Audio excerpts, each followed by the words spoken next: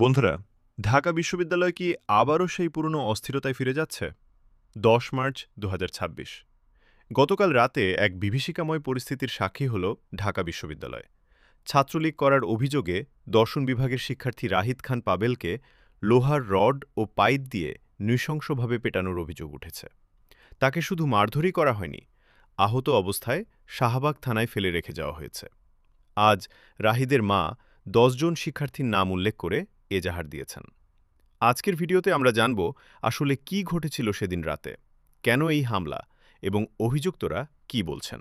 রাহিদের মা পারভিন আক্তার শাহবাগ থানায় যে এজাহার দিয়েছেন তাতে ১০ জন শিক্ষার্থীর নাম উল্লেখ করা হয়েছে। এদের মধ্যে অন্যতম হলেন হাসিব আল ইসলাম, মোহাম্মদ সাইফুলদা, সর্দার নাদিম মোহাম্মদ শুভ, রিয়াদ মাল ও হিমেল। অভিযোগ উঠেছে মারধরকারীরা বৈষম্য বিরোধী ছাত্র আন্দোলনের নাম ব্যবহার করে এই হামলা চালিয়েছেন। যদিও আন্দোলনের মূল নেতারা এই ঘটনার সাথে জড়িত কিনা তা নিয়ে বিতর্ক রয়েছে। এখন প্রশ্ন হচ্ছে, কেন রাহিদকে টার্গেট করা হলো? অভিযুক্ত সাইফুল্লাহর দাবি, রাহিদ জুলাই গণ অভ্যুত্থানের সময় শিক্ষার্থীদের ওপর হামলাকারী ছিলেন। তিনি আরও দাবি করেন যে রাহিদ প্রলয় গ্যাং নামে একটি অপরাধী দলকে পুনরায় সংগঠিত করার চেষ্টা করছিলেন।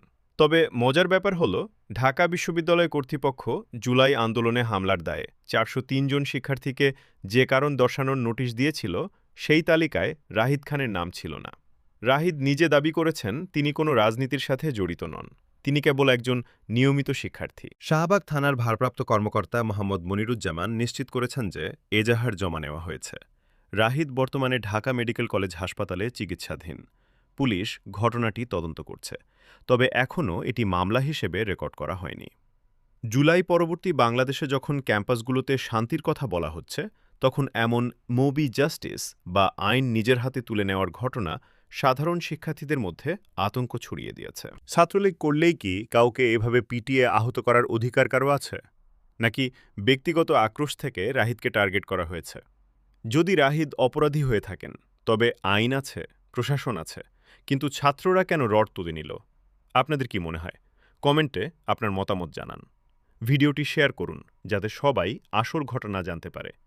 পরবর্তী আপডেটের জন্য আমাদের চ্যানেলটি সাবস্ক্রাইব করে রাখুন। ধন্যবাদ।